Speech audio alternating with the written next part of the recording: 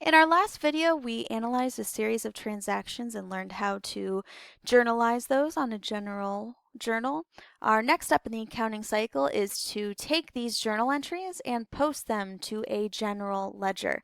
Now, before we get to actually posting these journal entries, let's talk about the ledger in general. You have a separate ledger account for each individual account, as you can see here, and this continues on.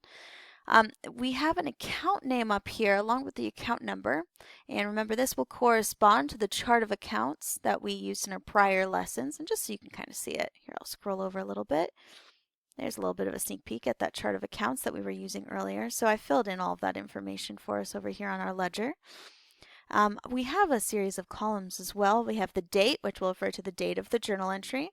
Item, this will typically not be filled out very often. It is usually only used for a beginning balance, and sometimes we use them for to specify whether something is an adjusting entry, which we haven't learned yet. So for now, this will just stay blank.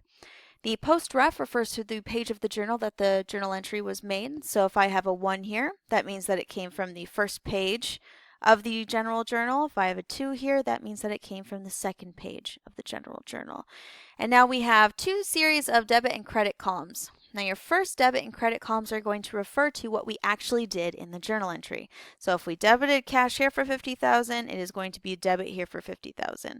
And your balance simply updates the balance after each and every entry onto your ledger. So let's go ahead and practice posting each of those. On the 1st of January, we have cash. On the first page of the journal, we debited cash for $50,000, so we have a beginning balance of $50,000 debit. Now, the last part, whenever you post something, is to go back to your general journal, and we haven't been able to do anything yet with this post ref column, but we are going to be able to start that now.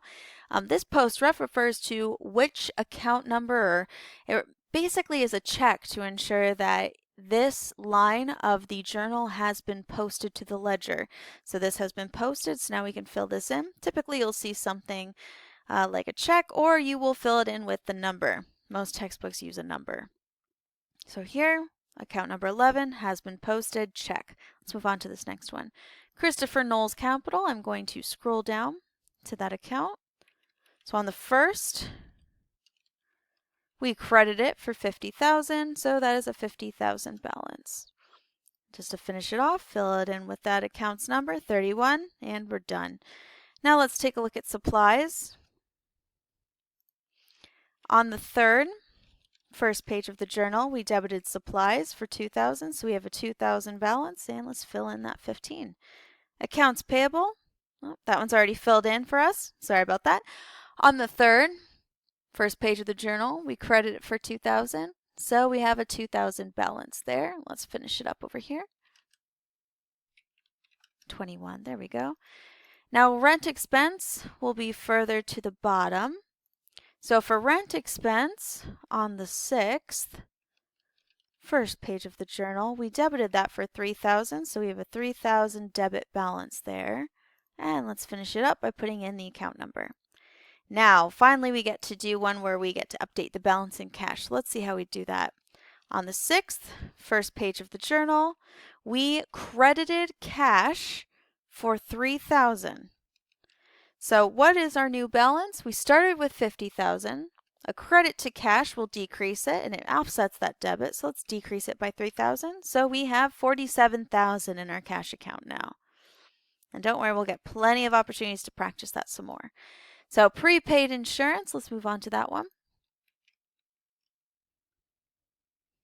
First page of the journal still.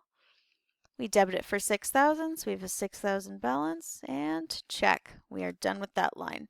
Back up to cash. On the 8th, first page of the journal, we credited cash for $6,000, so we are eating through that cash pretty quickly. We started the day with $47,000. We spent $6,000 more, so now we only have $41,000 left in that account. Okay, let's finish that one up. But have no fear, the next transaction we have is also cash, and that's going to increase it a little. So on January 15th, we debited cash for $5,000. So the balance in this case is now $41,000 plus that $5,000 debit. Remember, debits will always increase cash because cash is an asset. Okay. Okay, next, fees earned. Let's move down to our fees earned account. There it is. On the first page of the journal, we credit for 5,000, so we have a 5,000 credit balance. Okay, now on to page 2, accounts payable. Okay, on January 21st, on the second page of the journal, notice that this went from page 1 to page 2. I debited accounts payable by $2,000. So now if I had a balance of $2,000, I just paid off that $2,000. What's the balance in accounts payable? It's now 0. And you might ask yourself, well, where do I put that 0, on the debit or credit balance, or the debit or credit side? And this depends on what the normal balance of the account is. Now, accounts payable is a liability account. So how do liability accounts increase? With a credit. And remember, wherever they increase, that's the normal balance of the account. So we're going to put that on the credit side. Remember, if you're forgetting those debit and credit rules, go back to our basics of debits and credits video and you can take another look at those. Okay. Up, back to cash. So on the 21st, on the second page of the journal, we credited cash for $2,000. So now we had $46,000. We spent $2,000 of it. So now we only have $44,000 left in the account. And 11. Okay, accounts receivable. Well, which we actually do not have an accounts receivable account. Let me put that in now. We're going to have to make that one up. Okay.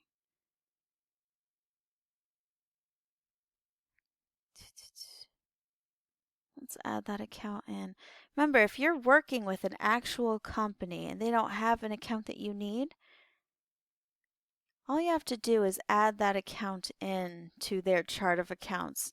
Just remember, sometimes things do change with a company, and typically you won't have to be adding in a different account, but it does happen occasionally. Let me see if we had something in our prior one. Okay, yes, there it is. Accounts receivable in our prior video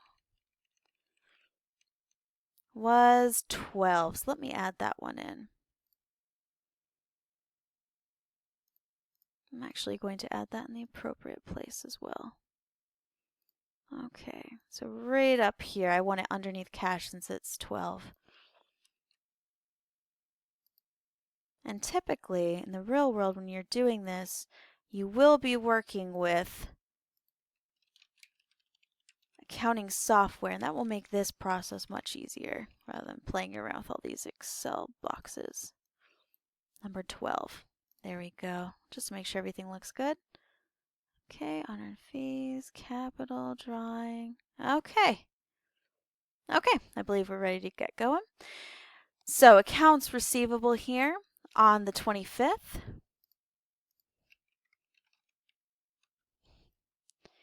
On the second page of that journal, we debited that for $1,500. So we have a $1,500 balance, and now we get to use that account number, 12.